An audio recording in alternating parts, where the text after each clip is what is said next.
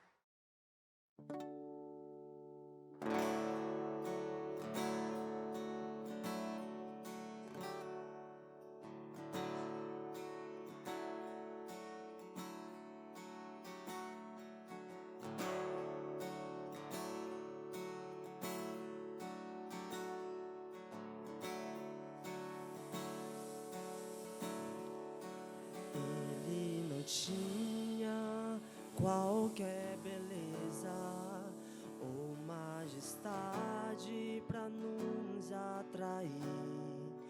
Nada havia em sua aparência para o desejar,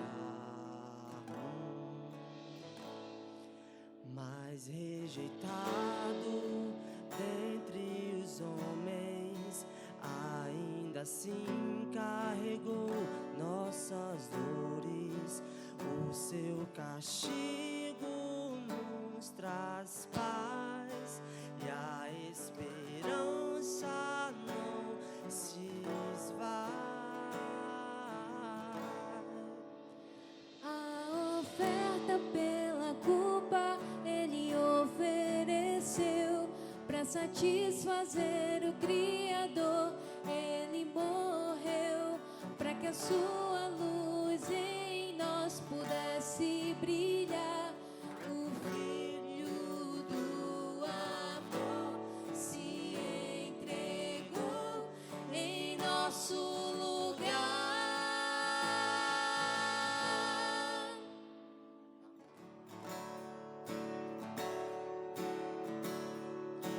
Mas rejeitado dentre os homens, ainda assim carregou nossas dores.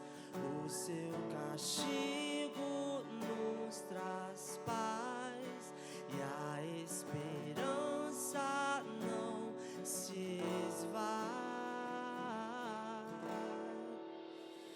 A oferta pela culpa ele ofereceu para satisfazer o Criador. Ele morreu para que a sua luz em nós pudesse brilhar. O Filho do amor se entregou em nosso lugar.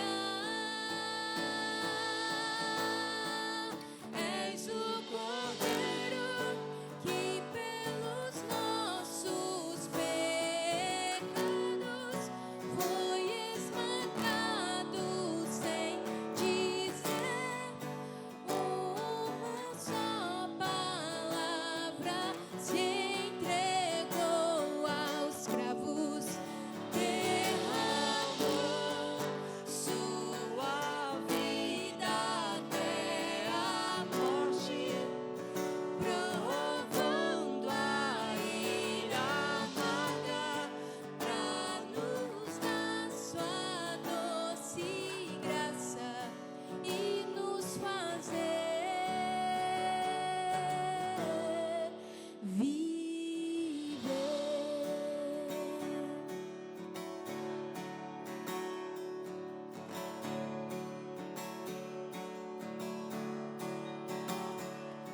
La la la la la la la la la la la la la la la la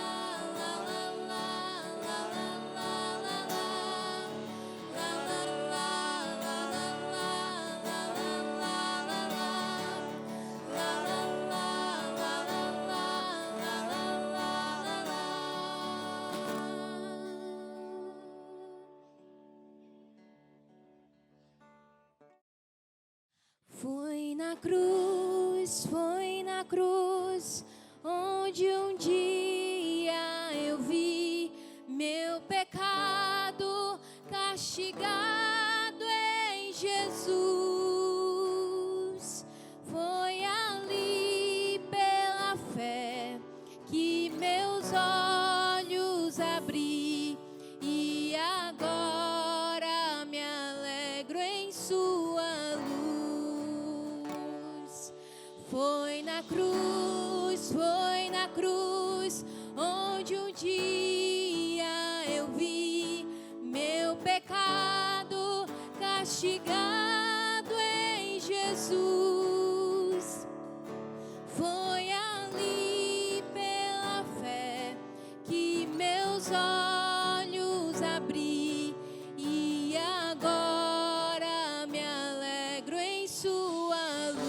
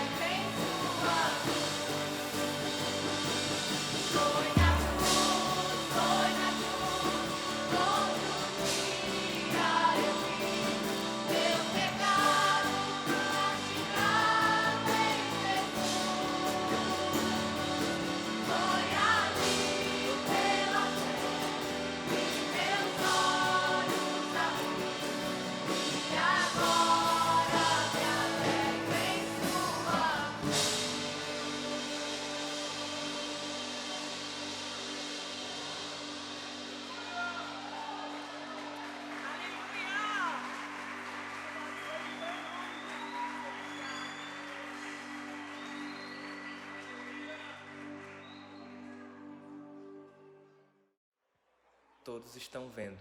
Um martelo? Sim. Um cravo? Sim. As mãos do soldado? Sim. Porém ele viu algo mais. Ele viu a mão de Deus. Estes dedos haviam formado Adão da argila. Com uma onda, estas mãos derrubaram a torre de Babel e dividiram o mar vermelho. Destas mãos vieram os gafanhotos que praguejavam o Egito e o corvo que alimentou Elias. A mão de Deus é poderosa. A multidão que assistia pensava que o propósito da martelada era pregar as mãos de Jesus no madeiro, mas eles estavam apenas meio certos. Não podemos culpá-los de terem perdido a outra metade. Eles não podiam vê-la, mas Jesus podia, e nós podemos. Através dos olhos das Escrituras vemos o que outros não veem, mas Jesus viu, havendo riscado a cédula que era contra nós nas suas ordenanças, a qual de alguma maneira nos era contrária, e a tirou do meio de nós, cravando-a na cruz. Colossenses 2,14. Entre suas mãos e a cruz havia uma lista, uma longa lista, a lista de nossos enganos, luxúria e mentiras, momentos de cobiça e anos pródigos, a lista de nossos pecados. É por isso que ele se recusou a fechar os punhos. Ele conhecia a lista. O que o impedia de resistir? Esta garantia, esta tabulação de nossas falhas. Ele sabia que o preço de todos aqueles pecados era a morte. Ele sabia que a fonte de todos aqueles pecados era você. Assim sendo, o próprio Jesus bateu o martelo. A mesma mão que abriu o mar rasga suas culpas. A mesma mão que limpou o templo limpa seu coração. A mão é a mão de Deus. O cravo é o cravo de Deus. E as mãos de Jesus abertas para os cravos são as portas dos céus abertas para você.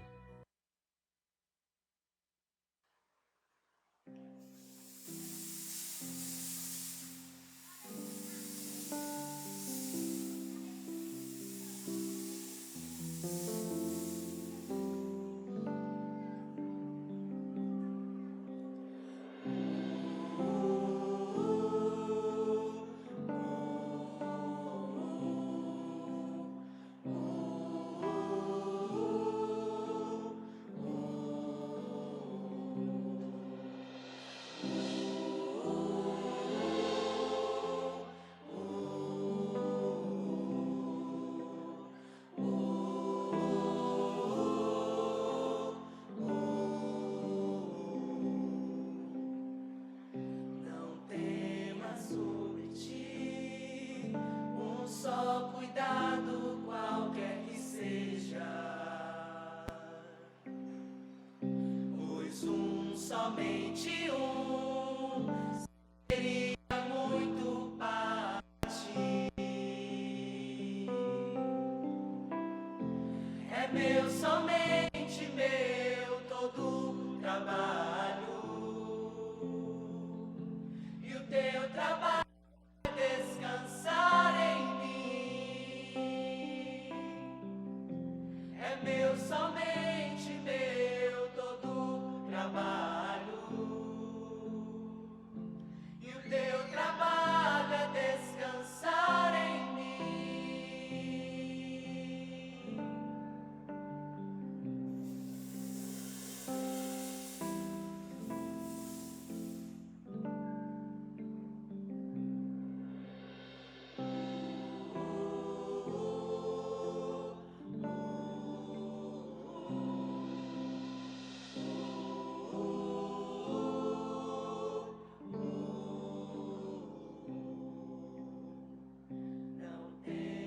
Quando enfim tiveres que tomar decisão, entrega tudo a mim, confia de todo o coração. É meu, somente meu, todo trabalho, e o teu trabalho é descansar em mim. É meu, somente meu, todo trabalho, e o teu trabalho é descansar em mim. É meu, somente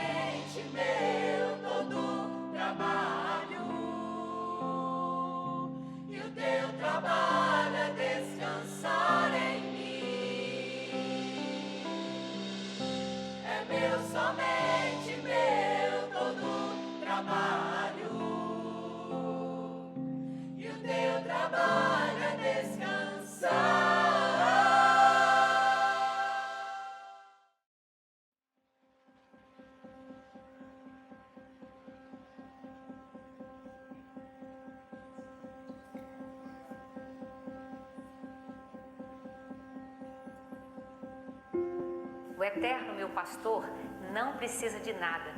Tu me acomodaste em exuberantes campinas, encontraste lagos tranquilos e deles posso beber, orientado por tua palavra.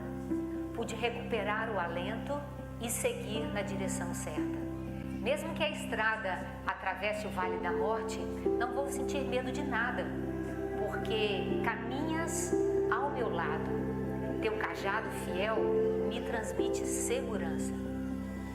Tu me serves um jantar completo na cara dos meus inimigos. Me renovas e o meu desânimo desaparece. Minha taça é transbordante de bênçãos. Tua bondade e teu amor correm atrás de mim todos os dias da minha vida. Assim, vou me sentir em casa, no templo de Deus, por todo o tempo em que eu viver.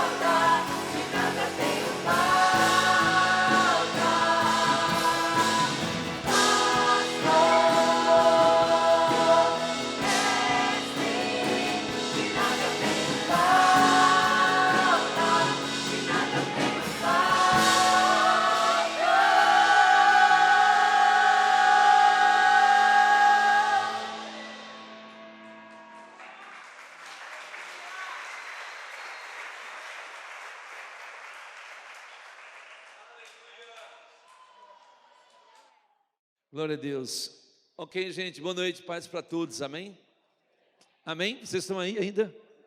Ok, vamos então ao momento também da palavra.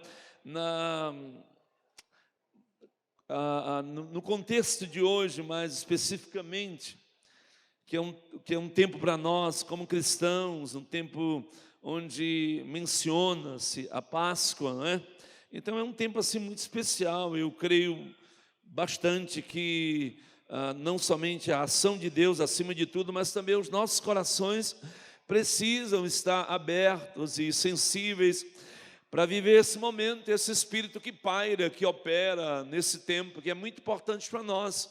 Então eu creio que é um tempo de crescimento como cristão, é um tempo de convicção como cristão, é um tempo de renovo como cristão, é um tempo de fortaleza, até porque no contexto da Páscoa e, portanto, mais especificamente a ressurreição, e aí a gente não quer fazer nenhum tipo de comparação, mas indiretamente a gente acaba fazendo.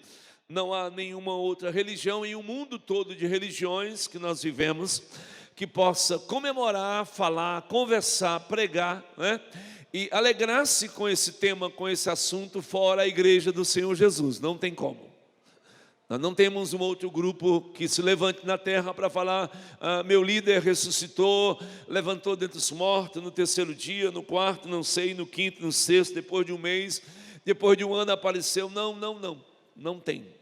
Eles nem sequer, as demais religiões que acreditam também estarem pregando a verdade, por isso não podem ter a coragem de mentir e inventar uma história dessa. Então nenhum sequer inventou uma história como essa. Mas a igreja do Senhor Jesus, ela celebra e realiza porque Cristo ressuscitou, está vivo no meio de nós e podemos então celebrar e glorificar. Amém? Você pode aplaudi-lo mais uma vez nesta noite? Aleluia! Deixa eu colocar para vocês, numa providência de Deus e não coincidência, a gente acabou que vivendo, esse é o primeiro domingo, assim, acho que de forma oficial, que nós estamos liberados quanto de maneira 100% ao uso da máscara, não usar máscara, né? Bom, se alguém veio para a igreja e pretende manter o uso da sua máscara sem nenhum problema, não tem preconceito, não tem proibida a entrada de pessoas com máscara, não existe isso. Talvez do contrário a gente viveu essa experiência. Mas caso algum irmão, algum amigo, alguma pessoa quer vir para o templo participar dos cultos da igreja e ainda pretende continuar fazendo uso da máscara sem nenhum problema, ok?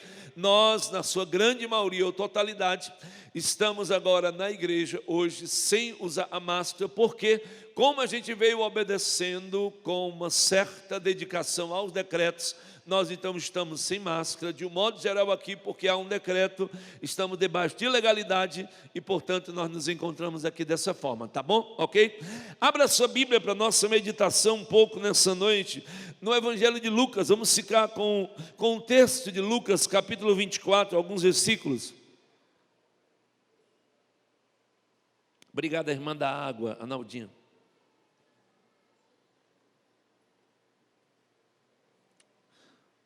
O nosso coral é uma bênção, né? Glória a Deus por isso, muito bom mesmo.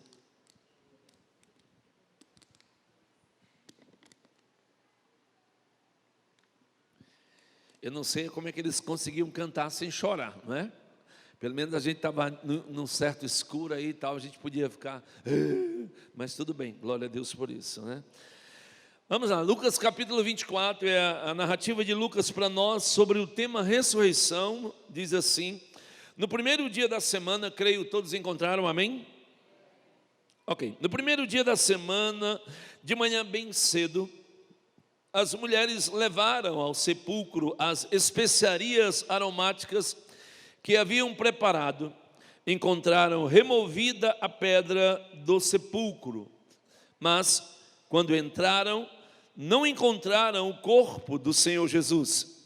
Ficaram perplexas, sem saber o que fazer. De repente, dois homens com roupas que brilhavam como a luz do sol, colocaram-se ao lado delas. Amedrontadas, as mulheres olharam para o chão e os homens lhes disseram, olharam para o chão e os homens lhes disseram: por que vocês estão procurando entre os mortos aquele que vive? Ele não está aqui. Ele ressuscitou, na minha Bíblia exclamativo, né? Lembrem-se do que ele lhes disse quando ainda estava com vocês na Galileia. É necessário que o Filho do Homem seja entregue nas mãos de homens pecadores, seja crucificado e ressuscite ao terceiro dia. Então, se lembraram das palavras de Jesus. Quando voltaram ao sepulcro, quando voltaram do sepulcro, elas contaram todas estas coisas aos 11 e a todos os outros. Que Deus aplique a palavra lida em nosso coração, amém? Obrigado, Senhor, por essa noite, obrigado por esse momento, obrigado por esse tempo que você nos dá aqui nesse lugar. Obrigado por cada família, por cada vida, por cada pessoa que está aqui, por cada coração, cada mente visitada, creio, pela Tua palavra, pela Tua presença, pelo Teu Espírito, pela Tua revelação, pela alegria, ó Deus amado, que emana desta data e desta realidade, deste acontecimento, ó Deus, que marcou a história e que continua hoje marcando vidas. E a jornada, a caminhada e a missão da Tua igreja sobre a face da terra. Nos colocamos em Tuas mãos, como sempre, é claro, Senhor, para que nós possamos, ó Deus, ser instrumento na Tua palavra, que a Tua palavra seja viva como de fato ela é, no coração, na mente, na vida e na história de cada um de nós. Que você esteja, ó Deus, no conjunto desta obra, desta noite, alcançando pelo poder do Teu Espírito Santo cada um de nós, na medida que precisamos e no local que nós necessitamos ser encontrados por Ti. É no Teu nome que oramos, gratos pela Tua resposta, Te bendizemos, em o nome de Jesus. Você pode dizer amém? Ok. Bom, gente, quando você estuda a Bíblia, nós, no que diz respeito à ressurreição, então, os evangelhos, ou os 4 primeiros livros do Novo Testamento, todos eles nos oferecem um pouco de material, alguns com mais informações, tipo Mateus e Lucas, e outros talvez com menos. João também tem um pouco de informação, Marcos é o mais sucinto nisso, sobre o tema, sobre a ressurreição. E é algo muito forte para nós como igreja, porque quando saltamos imediatamente ou vamos na ordem cronológica da Escritura em nossas Bíblias, a gente sai dos Evangelhos e entra em Atos, que é o livro da história da igreja. E aí nós percebemos que há uma ligação muito forte entre a história da igreja em Atos, cujo livro são 28 capítulos, escrito em um período de 30 anos. A história que compõe o livro de Atos é uma história de registro do tempo da igreja num período de 30 anos. E aí você e eu percebemos que a mensagem deles, que o discurso deles, que a pregação deles, que as paradas que eles faziam em cidades, dentro da obra missionária, que foi mais expansiva entre os gentios, na vida de Paulo, que consta na Bíblia 3 viagens missionárias, indo e voltando, dentro do contexto que está na narrativa de Lucas, você percebe como a força, o que movia eles, no poder do Espírito Santo, era a ressurreição. A mensagem era sobre a ressurreição. Cristo está vivo, Jesus está vivo. Pedro é aquele que pega pesado na sua mensagem com os primeiros ouvintes que escutam o seu primeiro sermão em Atos 2 e o seu segundo sermão em Atos 5. Ele vai falar muito forte com eles, a ponto de dizer: vocês mataram o autor da vida. Ou seja, ele está dizendo: vocês são assassinos. E ninguém, naquele momento, Deus não permite que ele seja apedrejado e destruído, porque o povo daquela região, para pegar pedras e apedrejar não precisa muita coisa. Mas ele fica intacto, e nós temos conversões em números grandes que acontecem nos seus 2 sermões, e isso vai dentro da sequência da palavra do nosso Deus. As cartas, ou o que nós chamamos de epístola das nossas Bíblias, está lá o tema da ressurreição sempre presente dentro da carta dos apóstolos na Escritura Sagrada, sendo o capítulo mais especial sobre esse tema que eu e você conhecemos na carta de Paulo a 1 Coríntios capítulo 15, que é um capítulo que faz a defesa da ressurreição com uma maestria que o Espírito Santo deu a Paulo na mente dele, dele, no coração dele e na caneta ou na pena que ele escreveu, com uma coisa, meu Deus, como é que esse homem consegue ter uma revelação desse nível e dessa profundidade, ao mesmo tempo simplicidade para nós, como esse homem escreve o capítulo 15 de 1ª carta aos Coríntios.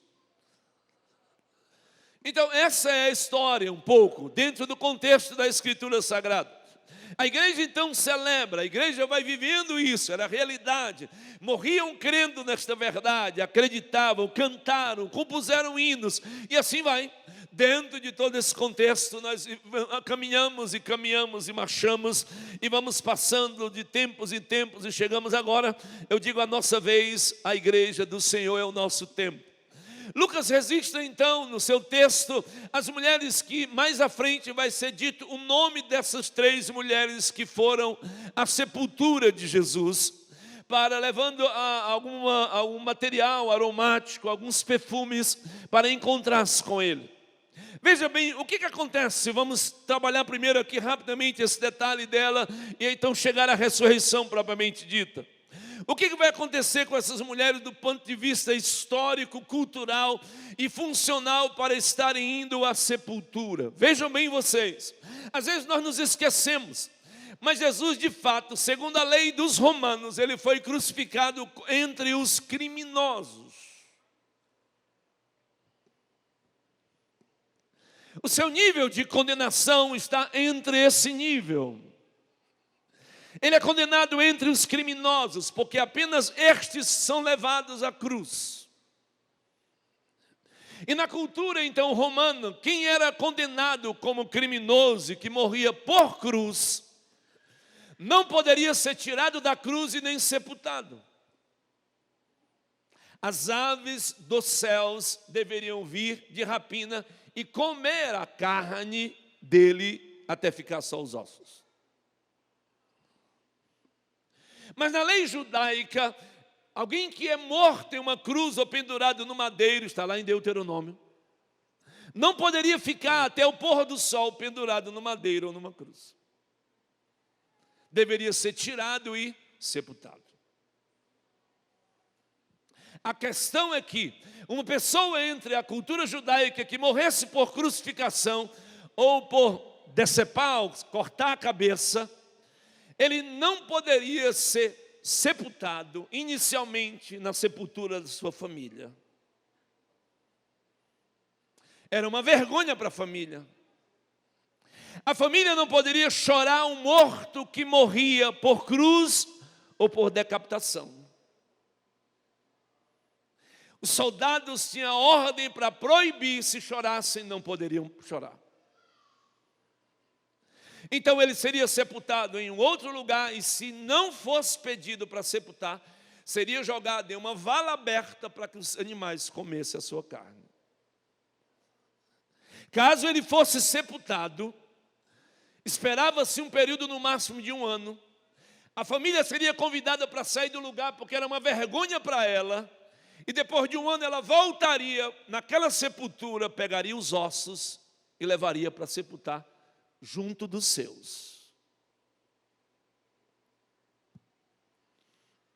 Veja bem, a Bíblia diz no Evangelho de Lucas, só Lucas registra isso.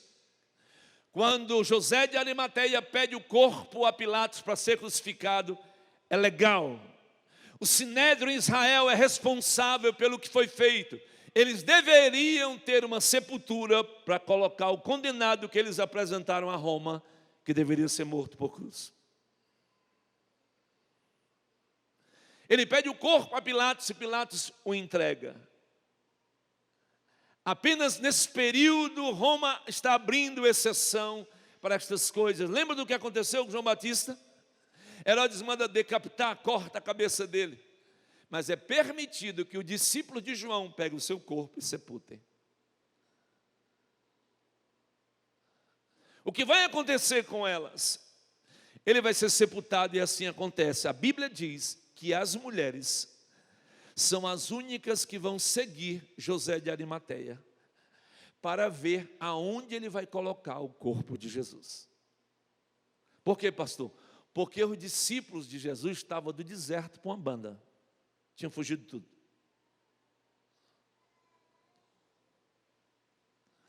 Como é que saberíamos onde estava o corpo depois?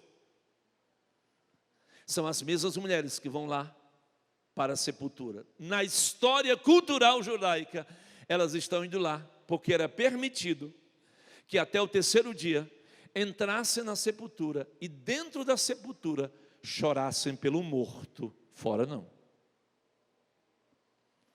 Levavam aromas consigo, porque no terceiro dia ele já cheirava mal. Era a única maneira de chorar e suportar o mau cheiro do cadáver que ali dentro estava. Ela, portanto, não estavam indo à sepultura porque ele iria ressuscitar. Ela estava seguindo um rito da tradição cultural local para com o corpo de Jesus. Chegam lá, a pedra não está no local. Um detalhe sobre a pedra interessante é que no período que Jesus é morto e, portanto, sepultado, 80% das pedras que estavam nas sepulturas eram quadradas. Apenas 20% eram redondas. Mas elas foram e a pedra não estava lá. Não se encontra naquele lugar.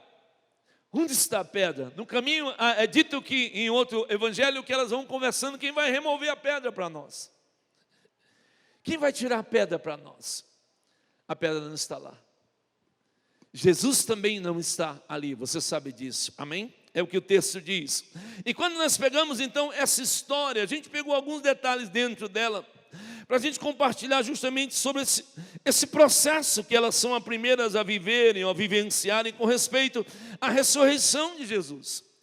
Os homens de brancos que estavam lá, claro, são anjos, né, que estão ali naquele lugar. E todos nós como cristãos sabemos, vocês já me ouviram falar, só lembrando a vocês, o anjo ou os anjos que ali estavam, eles não removeram a pedra para Jesus sair, porque o corpo que fora dado a Jesus para depois da ressurreição não precisaria que a pedra fosse removida.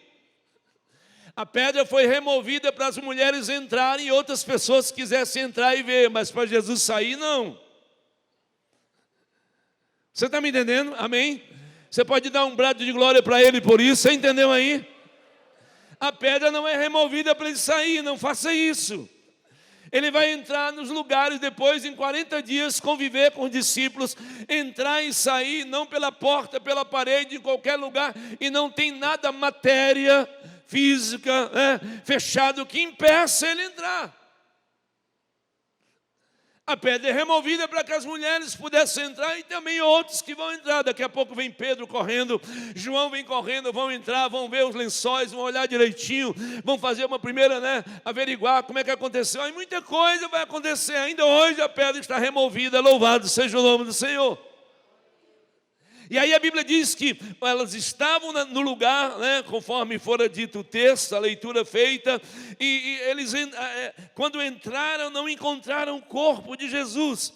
Ficaram perplexas, sem saber o que fazer. E de repente 2 homens com roupas que brilhavam, como a luz do sol, colocaram-se ao lado delas, e amedrontadas, as mulheres estavam amedrontadas, claro, baixaram, ou melhor, olharam para o chão, e os homens lhe disseram: por que vocês estão procurando entre os mortos aquele que vive? Ele não está aqui, ressuscitou, aleluia. Ele não está aqui, no contexto lá literal, a sepultura onde fora colocado, onde elas seguiram José de Arimateia e sabiam que ele havia sido colocado naquela sepultura ali. Então ele não está aqui, ele ressuscitou. E uma das coisas que me chama a atenção nesse contexto é que, por exemplo, Jesus não está na sepultura que José de Arimateia e alguém mais o auxiliou ali em Jerusalém. Ele não está lá, mas ele não está mais lá para que hoje ele esteja aqui. Ele está aqui, Ele está aqui, Ele está aí perto de você, Ele está aqui comigo, Ele está no nosso meio. Ele disse: onde houver 2 ou 3 reunidos no meu nome, eu estou no meio dele, glorifique a Ele. Aleluia. Ele não está mais lá, mas está aqui. Trocou a sepultura pela nossa companhia, minha e sua. Que coisa maravilhosa. Esse é o Cristo da Bíblia. É o Senhor que continua escolhendo o pecador e pecadores para estar com eles, para andar com eles, para caminhar com eles. Gente, se tem uma presença que é certa no meio de nós, é a presença de Jesus. Às vezes nós combinamos uma coisa, juntamos um grupo, vamos para isso, vamos para aquilo outro, aí fulano veio, fulano veio, Beltrano veio. Não, fulano não pode vir. Às vezes, claro, eu e você vamos ficando, mais triste ou talvez desanimado, mas entenda, a presença de Jesus, ela é sempre certa com a sua igreja, ela é sempre certa com o seu povo, ela é sempre certa com o seu rebanho. Ele não está mais na sepultura, repito, mas ele está aqui. Louvado seja o nome dele. Ele não poderia mais estar lá. A morte não pôde segurá-lo, não pôde não poderia segurar o Senhor Jesus. E aí nós temos o texto de Paulo em 1 Coríntios, capítulo 15, foi até um dos textos citados no devocional de hoje, Onde está a morte, a tua vitória? Onde está a morte, o teu aguilhão? Onde está a ideia que vem à mente nossa, a morte com um tridente, um garfo de 3 pontas. Então as pessoas morriam ou estavam mortas e desciam à sepultura, e elas não poderiam sair, porque o pecado não permitia. O pecado dava direito não apenas à morte de acessar a vida, porque o pecado é que garante ou dá de certo, permitido por Deus levar o ser humano, mas levar não segundo a sua vontade, mas segundo a escolha que o ser humano fizer, ou por Deus ou sem Deus, enquanto estiver vivo na face da terra. É o que diz Hebreus 9:27, aos homens está ordenado morrer uma só vez, e vindo depois disso o juízo. A escolha é aqui. Então os homens e as mulheres morrem, ou morriam até então no contexto de Jesus. E como é que eles poderiam sair se tivesse que acontecer uma ressurreição no tipo que aconteceu em Jesus? Não pode, por quê? Porque o ser humano é pecador. O pecado garantia para que a morte ficasse retendo, ou tivesse dado a ela o direito disso. O homem é pecador, e a Bíblia diz o quê? O salário do pecado é a morte. Jesus morreu no nosso lugar, morreu em meu lugar e em seu lugar, porém ele não tem pecado, ele não cometeu pecado. Hebreus diz que ele foi tentado em todas as coisas, mas ele não pecou em nada. Todas as áreas que o ser humano ele possa ser tentado, Jesus sofreu as tentações, vivenciou essa luta diretamente com o diabo, com o mundo, com os prazeres que foram oferecidos dentro das dimensões que chegaram para ele, até porque ele não estava se expondo a isso, mas do contexto que veio para ele. Mas ele foi tentado em todas as coisas, mas ele em nada pecou, diz a Bíblia. Jesus é morto e é sepultado. Como a morte vai poder segurá-lo na sepultura? A justiça de Deus é satisfeita. Por quê? Porque não é a morte apenas que Jesus se permitiu morrer. É a justiça de Deus, ou seja, Deus é justo, e se o salário do pecado é a morte, se Jesus assume o meu lugar e o seu lugar como o cordeiro da Páscoa, ele tem que morrer. Ele morre e derrama o seu sangue, porque sem derramamento de sangue não há remissão de pecados. Mas como pode retê-lo se ele não tem pecado? A morte não vai poder segurá-lo. O tridente da morte não vai poder segurá-lo. O seu aguilhão não vai poder retê-lo. Ele vai sair da sepultura. Primeiro porque ele falou sobre isso. O anjo diz, como ele falou para vocês. Ele vai sair da sepultura. Ele vai ressuscitar dentre os mortos. Ele vai quebrar o grilhão da morte. A morte não pode mais segurar e não pode mais detê-lo. Hebreus diz que Jesus, com a sua morte, ele destruiu aquele que tinha o poder da morte, para que a gente possa ter vida nele. Louvado seja o nome do Senhor. Jesus destruiu a morte pelo poder da morte. A morte dele destrói aquele que tem o poder da morte, no sentido de autoridade sobre a morte, de usar a morte da maneira como queria ou desejava. Não, agora ele sai de onde sai. A Bíblia diz que ele fala: eu tenho nas minhas mãos a chave do inferno e da morte. Todas as chaves estão na mão dele. Com ele está todo o poder, com ele está toda a autoridade, com ele está todo o governo, com ele está toda a autoridade, a soberania e o governo e o reino. Louvado seja o nome dele. Por isso ele não está mais ali, repito, ele está aqui conosco. Aleluia. O segundo detalhe que a gente percebe no texto para nós, além da primeira declaração que os anjos dizem, ele não está aqui, é a maneira como as mulheres que ali estão se comportam, pois o texto diz que elas estavam com medo ou amedrontavam e elas olhavam para o chão. Escute, o medo faz isso, faz a gente olhar para baixo.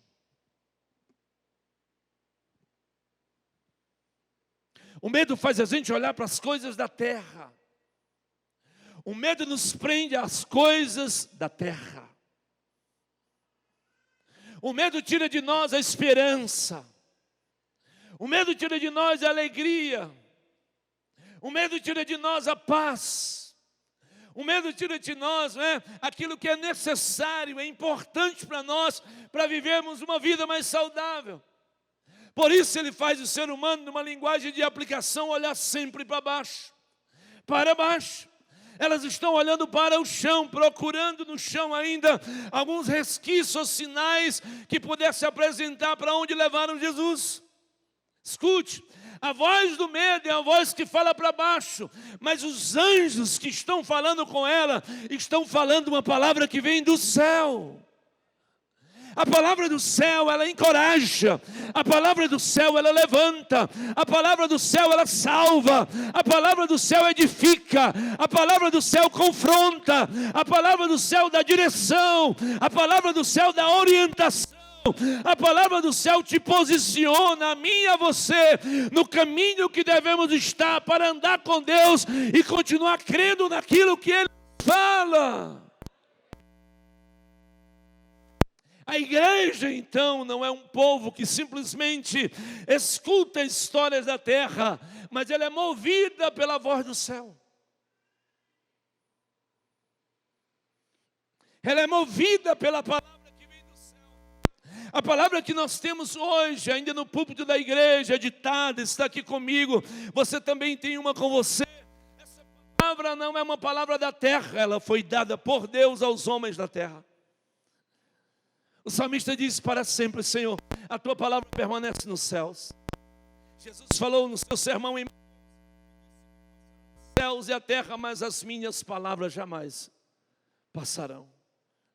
A palavra do céu é uma palavra que traz, então, não apenas o alento, mas traz a capacidade, a força, a condição, a direção, a orientação para mesmo diante do caos, da dificuldade ou daquilo que nos amedronta, nos levantemos e vamos nos posicionar segundo o que Deus está falando.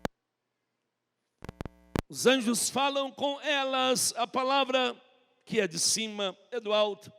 Eles falaram sim para aquelas mulheres. Mas quando nós descemos e continuamos o texto, a gente percebe não apenas que eles falaram do alto, mas eles falaram, ou o que é que eles falaram com elas? Porque os anjos não pregam a estas mulheres um outro evangelho. A mensagem deles para estas mulheres é: lembrai-vos do que ele vos diz.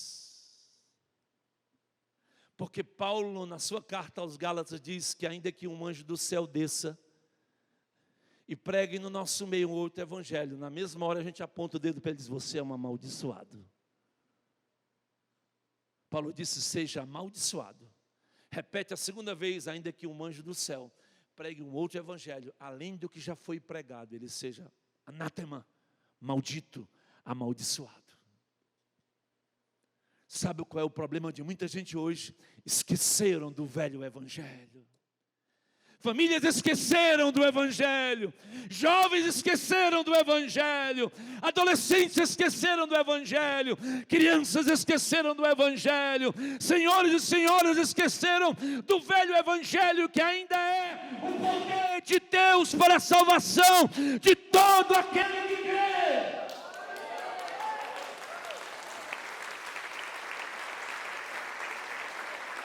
Esse é o grande problema. Pegamos os nossos aparelhos, queremos uma mensagem nova, queremos uma pregação nova, queremos uma pregação interessante, queremos uma pregação diferente. Os anjos descem do céu e apenas pedem aquelas mulheres para lembrar do que foi dito. Ele está dizendo: o problema de vocês só é uma coisa: vocês esqueceram do que foi dito. Casamentos entram em crises porque esqueceram do que foi dito, porque esqueceram do que voltaram no altar. Já disse a vocês alguns problemas de casais que nós tratamos e que tivemos até a oportunidade de ministrar o casamento dessas pessoas. A maioria deles, quando chegamos para tratar o problema, eles esqueceram da mensagem do dia do casamento. Só aquela mensagem, se eles tivessem escutado, já estava tratando um bocado de problema que eles têm enfrentado até hoje. Lembrai-vos da palavra que o Senhor falou, né? Essa palavra é a palavra que, então, tira o medo dessas mulheres. Esta palavra vai tirar o engano que está no coração dessas mulheres. Esta palavra vai tirar a cegueira que está no coração dessas mulheres.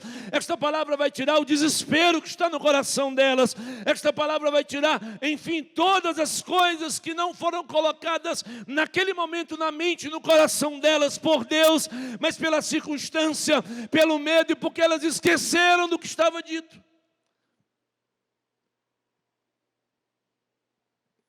Não há um outro evangelho, pois o evangelho que pregamos é eterno, é o mesmo evangelho. É o mesmo evangelho, o evangelho de Jesus Cristo.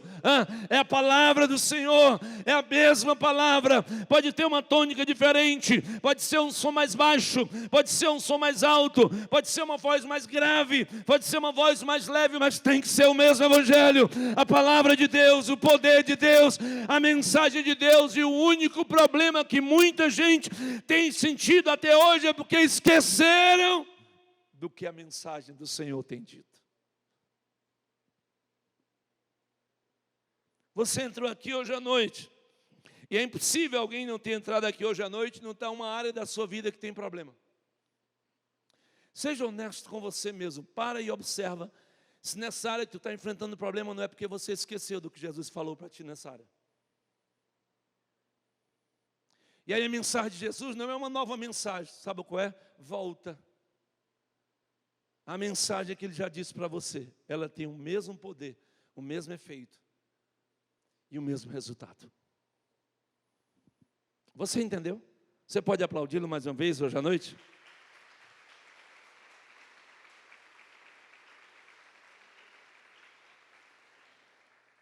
Somos uma geração bastante tentada, então, com respeito a isso. Novas mensagens, novas revelações, não é? Novas visitações de anjos, novas visitações proféticas ou coisa do tipo, mas o anjo está dizendo para essas mulheres: lembrai-vos do que ele disse. Essa é a mensagem. Mesmo ele estando ressuscitado, vocês têm que lembrar do que ele falou. É o que ele falou. O problema que vocês, texto, estão enfrentando é porque vocês esqueceram do que ele disse para vocês. E aí, ele vai colocar apenas um pequeno trecho para elas. Assim, é um bônus, né? Vocês estão lembrados? Vou só ajudar vocês. Ele disse para vocês quando ele estava na Galileia.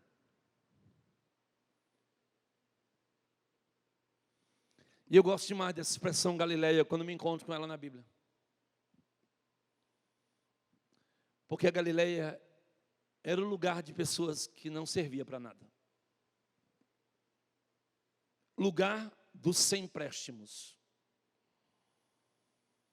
Você queria não ter nenhuma oportunidade naqueles dias, tomasse conhecimento que você tinha nascido na Galileia.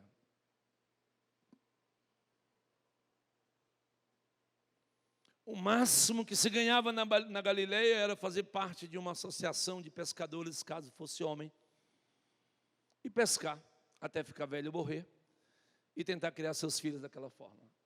No demais, poderia sair endemoniado, doente, leproso, problemático, prostituta, meretriz. Era o tipo de gente que saía da Galileia. Jesus sai da Galileia e começa o ministério, e vocês sabem que esse é um estigma que ele luta contra ele, não por ele, mas por causa que a cultura colocava sobre. A pergunta é, pode vir alguma coisa boa da Galileia? De lá já se levantou porventura algum profeta? Mas o texto está dizendo, os anjos, que Jesus falou com vocês na Galileia. O que é isso, pastor? No pior lugar, o período da minha vida, Deus ainda fala comigo.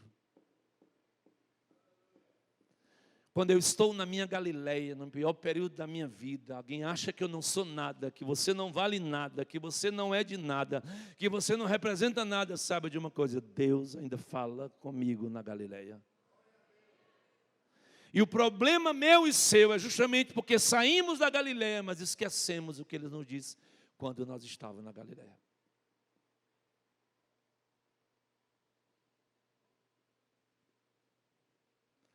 Esse é o problema. Ele não só disse que Ele falou, mas Ele disse aonde Ele falou, vocês estavam na Galileia. Você estava naquele porre miserável quando Deus falou e Ele te tirou, lembra? Você estava naquela destroça assim, assim, assado. Você estava na droga assim, assim, assado. Você estava na idolatria, lembra? Cada um de nós tem a sua história, o seu lugar. Eu estava numa depressão miserável. Ele vai lá e falou comigo na Galileia, lá onde eu estava e me tirou de lá.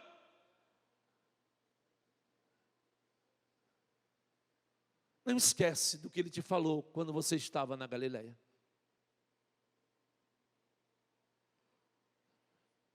E na Galileia Ele não disse apenas a respeito deles, mas Ele disse para eles a respeito dele, de Jesus.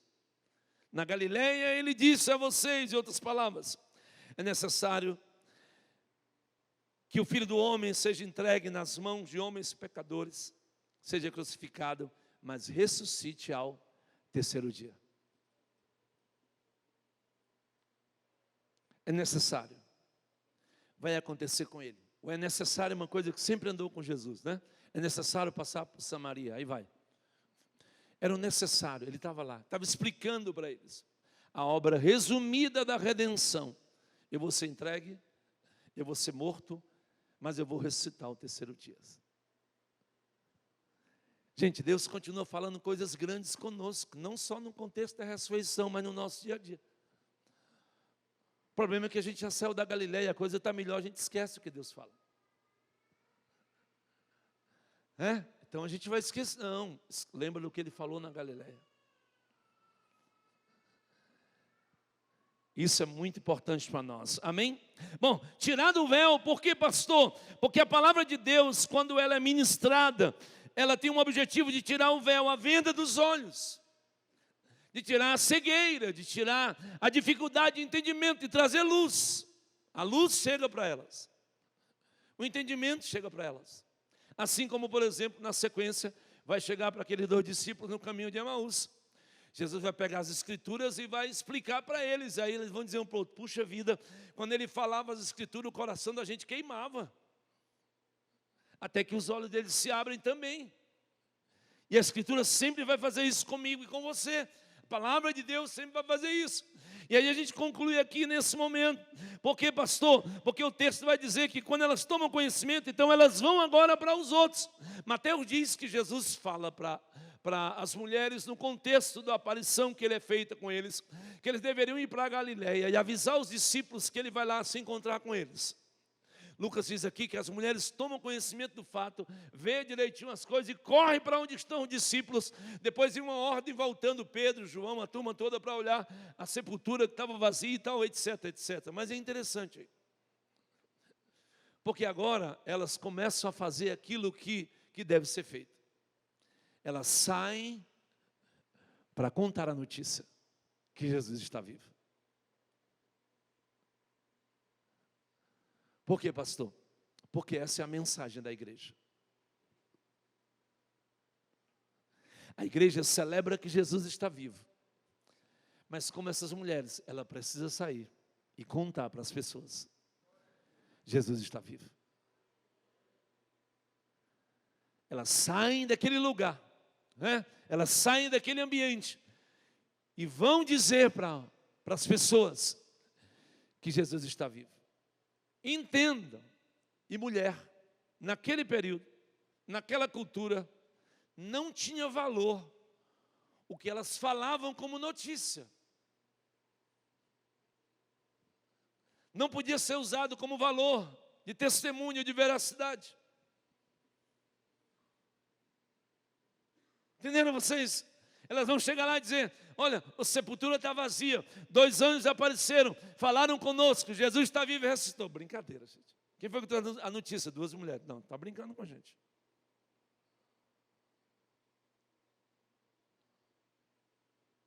Mas elas foram, elas falaram. É outra mensagem para nós. Por quê? Porque vai de encontro àquilo que aconteceu, por exemplo, com o profeta Jeremias ou o profeta Ezequiel. O Senhor disse a Ezequiel: você vai falar ao povo, e você fale, quer eles ouçam ou deixem de ouvir. Fala a minha palavra. Se os discípulos vão acreditar ou não vão acreditar, não é delas a competência. O papel delas é falar: Jesus está vivo, Ele ressuscitou. É tanto que eles correm, saem de lá do lugar e vão lá, né, testificar para ver se é verdade o que está acontecendo. Mas o fato é esse. É o que ocorre. A gente precisa sair e compartilhar a palavra. E compartilhar o evangelho não significa que as pessoas que nós vamos compartilhar vão crer. Mas é o nosso papel, a semelhança daquelas mulheres, avisar que Jesus está vivo.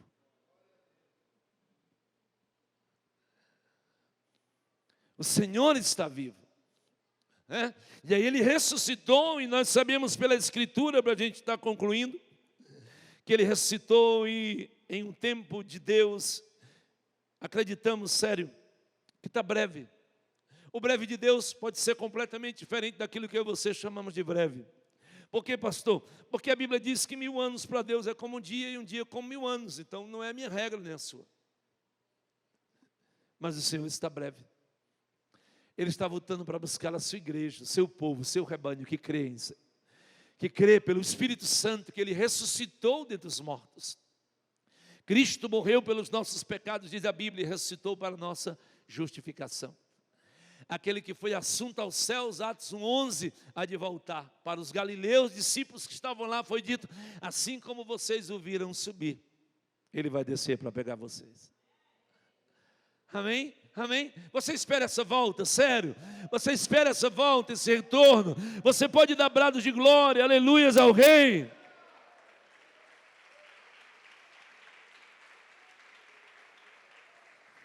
Aleluia!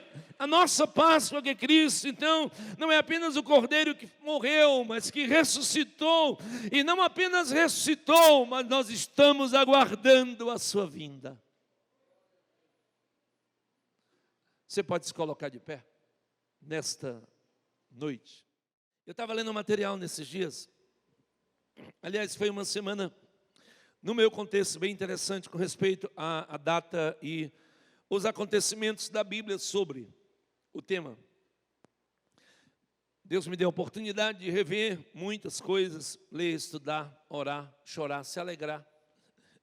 Inclusive, no nosso contexto, foi a ordem dos devocionais que o Senhor teve compartilhando conosco, que a gente foi compartilhando dia após dia. O domingo, a segunda, a terça, a quarta, caminhando com Jesus rumo à Páscoa. O sábado, o silêncio. E o domingo, hoje, onde está a morte, a tua vitória, o teu aguilhão. E nos materiais que nós estávamos lendo, estudando, havia uma história de missões que aconteceu na Etiópia. Um grupo de missionários que foram enviados à África, então a Etiópia, uma tribo, uma região, uma tribo chamada Walamu, isso, a pronúncia é essa, Walamu. E era uma tribo que, dentre algumas coisas, de uma forma literal, ela adorava Satanás. O culto daquela tribo era um culto a Satanás. E os missionários estavam ali então pregando Jesus.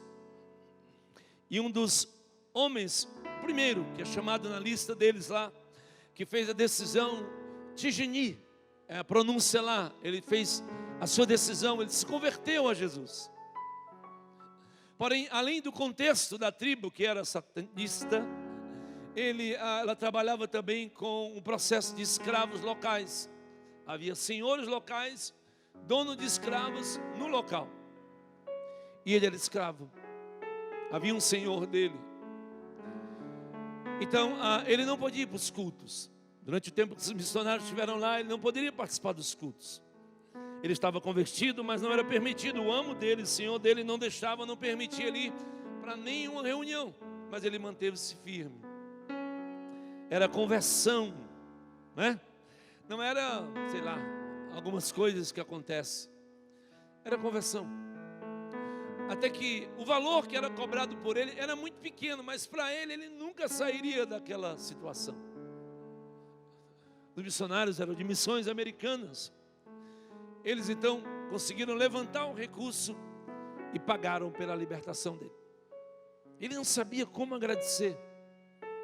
Ele agora era crente e também estava liberto daquele contexto que ele vivia e podia agora cultuar o Senhor com os irmãos. Mas a história diz, que está relatada lá, que logo depois que isso aconteceu, os chefes da tribo ficaram com receio de que outras situações como essa também já estava crescendo o número de decisões. Então eles preferiram expulsar os missionários. Pelo menos não mataram, expulsaram, eles foram embora. E aí o relato histórico diz que passaram-se 24 anos. E o missionário que ajudou ele na libertação, Davis era o nome dele. Ele disse, vou voltar àquela tribo para visitar aquele pessoal. Viu como é que eles estão lá? 24 anos. Quando ele chegou na África, que foi na Etiópia, que foi se deslocar para a tribo, alguém fez chegar na tribo que o missionário que teve lá 24 anos antes estava chegando. O moço lá, Tigeni, ainda era vivo, crente, alegre, animado. O cara que me libertou está vindo. E aí ele vem num carro, né? Chega lá, aluga um carro local, a missão. E ele vem com outro missionário, o missionário vem dirigindo, eles entram na aldeia da tribo, o carro bem devagarzinho. A história lá dizendo que ele viu, quando ele viu, ele correu para o carro, pegava na mão do cara, beijava na mão, e o rapaz que ia dirigindo fez a velocidade ficar mais lenta ainda para poder estacionar o carro. E aí, enquanto o cara ia parando o carro, ele começou a gritar: ei, esse é o cara que me libertou, esse é o cara que pagou a minha dívida e me libertou. E ele começou a gritar, o carro parou, desceu, ele abraçou o cara, beijou os pés, chorou, se abraçaram, choraram, tremendo, e ele gritando: esse foi o homem que me libertou. O que você sente por Jesus? Tendo Ele libertado você. Qual é a alegria que eu e você sentimos no nosso coração quando pensamos nele? Talvez a nossa geração seja a geração que precisa sair, talvez como louco, na cidade gritando: não é Ele me libertou, Ele está voltando. Jesus está voltando. Aquele que me libertou está voltando. E quer libertar também você hoje à noite. Aquele que libertou a minha alma, libertou a minha vida, libertou o meu ser, Ele deseja também libertar você hoje à noite. Ele está voltando, Ele está voltando, Ele está voltando, Ele está voltando. O que Ele representa para nós? Assim aconteceu com aquele moço. A alegria, né? Que coisa tremenda. Correu, se agarrou, beijou, se prostrou e gritou na aldeiazinha dele: esse é o homem que me libertou. Esse é o homem que me libertou. Esse é o homem que me libertou. Esse é o livro que diz que Ele nos libertou. Esse é o testamento que diz que Ele pagou o preço, que Ele derramou o seu sangue na cruz, que Ele comprou a minha vida e a sua vida para Ele de volta, que nós já éramos dele por direito de criação e agora somos por direito de redenção. Mas não apenas isso, eu repito, Ele ressuscitou. mas Ele voltará para nos levar para Ele. Ele mesmo disse em sua palavra, para que onde Ele estiver, estejamos nós com Ele. Você tem essa esperança? Você pode glorificar a Deus mais uma vez? Não, você pode dar um brado de glória e pode aplaudir ao Senhor nesta noite. Se você tem essa esperança, essa é a esperança nossa como igreja, aquele que vive. Pai, muito obrigado nesta noite, muito obrigado por esse tempo, muito obrigado pela Tua palavra, ela que sempre nos acorda, ela que sempre nos desperta, ela que sempre, ó Deus amado, traz a Tua luz e o entendimento Teu para nós no tempo que nós estamos vivendo. Obrigado, Senhor. Obrigado mesmo, Senhor, porque nesta noite nós podemos, como igreja Sua, como Teu povo, Teu rebanho, celebrar o Teu nome, celebrar a Tua pessoa que é maravilhosa, poderosa, gloriosa, que vive para todo sempre. Muito obrigado, Deus, pela palavra Tua que é esclarecedora a cada um de nós. Espírito Santo, não permita que ela volte. Ela faz o que te apraz, não significa hoje, aqui e agora. A Tua palavra é viva. O culto termina e ela continua operando, porque ela é viva e é vida, Senhor. Ela caminha conosco, ela caminha com a nossa mente, ela caminha com o nosso coração, ela caminha com a nossa história. Nós somos finitos, mas a Tua palavra permanece para sempre. Muito obrigado, Senhor. Muito obrigado mesmo, Senhor. Nós Te louvamos por cada vida que aqui está. Nós Te louvamos por cada mente, por cada coração que aqui se encontra recebendo Você. Porque Você e a Sua palavra são a mesma pessoa. Nós Te bendizemos, nós Te exaltamos e nós Te glorificamos, porque Você é o nosso Deus e não há outro além de Ti. Liberta, Senhor, nesta noite. Salva nesta noite. Reconcilia nesta noite. Alinha caminhos contigo nesta noite. Alinha as nossas mentes, nossos corações. Alinha a nossa fala. Alinha o nosso comportamento. Tudo com Você. Porque tudo é Teu. Veio de Ti e volta para Ti. No Teu nome, Jesus, oramos. Agradecidos ao Pai pela Tua resposta. Nós Te bendizemos. Amém e amém. Deus abençoe. Deus abençoe. Você pode sentar. O pessoal do coral continua.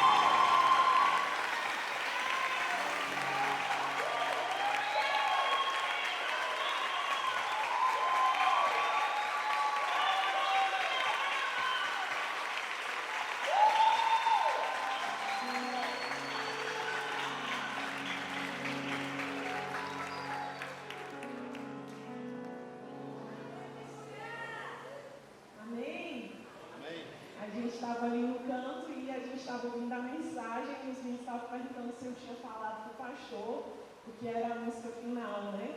Mas o Espírito testifica. E a Bíblia diz que o Espírito e a noiva dizem: ora vem, Senhor Jesus. Vamos dizer junto? O Espírito e a noiva dizem: vem, ora vem, Senhor Jesus. Esse é o anseio do nosso coração. A cruz e a ressurreição aconteceu para isso, para nos trazer de volta para Deus. E que a gente possa, nessa noite, sair desse lugar fortalecido por essa mensagem, por essa realidade, que é a palavra de Deus para nós. Nós fomos reconciliados e agora precisamos contar ao mundo que Ele vive e Ele voltará. Amém? Será que nós podemos aplaudir mais uma vez em nome de Jesus?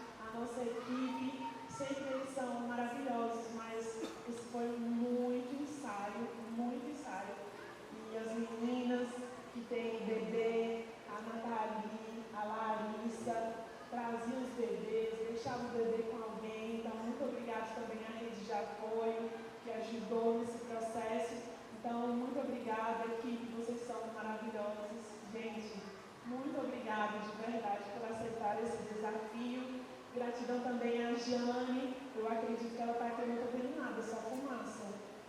Vejo uma nuvem. Mas eu acredito que ela está aqui. Jane, muito obrigada. Jane fez todas as nossas roupas. Dessa vez ela fez literalmente tudo.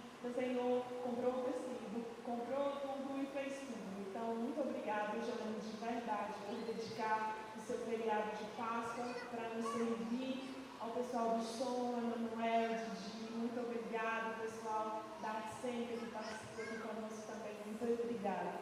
Essa é a igreja de Jesus. Ela vive por causa daquilo que Jesus fez por ela. E ela vive para anunciar o que Ele fez para todos. Essa é a nossa igreja. Essa é a sua igreja. Você pode glorificar o nome de Jesus.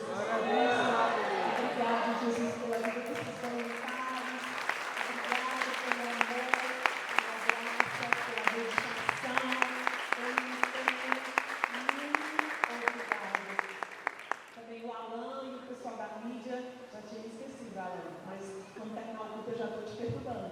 Muito obrigada. A gente se vê daqui a pouco no WhatsApp. Então vamos ficar em pé. Nós vamos orar encerrando esse culto abençoado, maravilhoso. Os meninos podem ligar a luz lá de trás, por favor. A gente vai orar ao Senhor sendo grato por esse tempo tão precioso de Deus para nós. Amém? Quantos foram abençoados aqui nessa noite? Eu fui profundamente abençoado pelo Senhor. E que essa mensagem não fique menos aqui e agora, mas que permeie o nosso coração. Amém? Vamos agradecer ao Senhor. Jesus, nós te louvamos e te bendizemos por essa noite tão especial. Nós estamos aqui como resultado do teu trabalho por nós. Nós estamos aqui como resultado do teu amor por nós. E eu oro para que cada irmão, cada irmã, cada amigo, a sair desse lugar dessa noite, saia fortalecido no Senhor e na força do teu poder. No Senhor e na força do teu poder. É nessa condição que nós queremos nos mover. É nessa direção que nós queremos seguir. Na direção do teu Espírito. Deus, leva-nos para casa na tua paz. Mas que o Espírito do Senhor continue ministrando o nosso coração. Que o Espírito do Senhor continue fortalecendo o nosso homem interior. Que o Espírito do Senhor continue trazendo o poder de Jesus e da ressurreição sobre cada vida, sobre cada lar, sobre cada família que é representada em nome de Jesus. Dá-nos uma semana cheia da tua presença, Jesus. Dá-nos uma semana cheia dos teus milagres. Dá-nos uma semana cheia de você mesmo. Dá-nos uma semana cheia da tua alegria. Que cada um de nós venhamos nos regozijar e nos alegrar no Senhor todos os dias. Todos os dias, todos os dias. Que a nossa boca não se canse de cantar a mundo. E que a nossa alma não se canse de engrandecer e dizer: grande é o Senhor e muito digno de ser louvado. Nós oramos, Senhor, porque sem você nós não podemos existir. Sem você nós não podemos nos mover. Nós não queremos nos mover, Senhor. Por isso fica conosco, esteja conosco no nosso deitar, no nosso levantar, no trabalhar, no fazer, no calar, no falar. Esteja conosco. E que em todas as coisas o teu nome, somente o teu nome, seja bendito e exaltado, porque você é digno. No nome poderoso de Jesus. Amém. Que a graça de nosso Senhor e Salvador Jesus Cristo, que o amor de Deus o Pai, a comunhão e as consolações do Espírito Santo de Deus esteja sobre você, sobre toda a sua família e sobre todo o povo de Deus em toda a face da terra, hoje e para sempre. Amém, amém, amém. Que Deus nos abençoe.